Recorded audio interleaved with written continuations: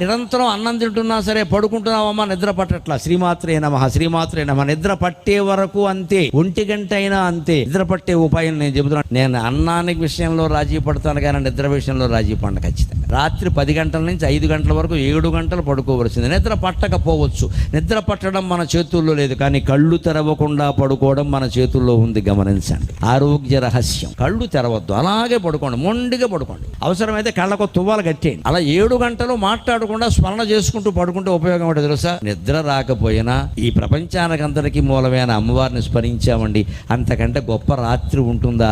అదే కదా శివరాత్రి. మీ జీవితంలో మిగిలిన రాత్రులన్నీ కాళరాత్రులేనండి. భగవంతుడు స్మరించింది ఒకటే శివరాత్రి. పొద్దున్న మీరు చూసుకోండి, కావాలంటే పరీక్ష చేసుకుని. తెల్లవార్లు నిద్ర పట్టకపోయినా సరే మీరు కళ్ళు తెరవకుండా గుడ్డ కట్టుకుని పడుకోగలిగితే, కళ్ళకి గంతలు కట్టుకుని పడుకోగలిగితే పొద్దున్న ఏ రకమైన అలసట ఉండదు, కళ్ళల్లో ఎర్రజీరలు ఉండనే ఉండవు. మీరు పరిశీలించి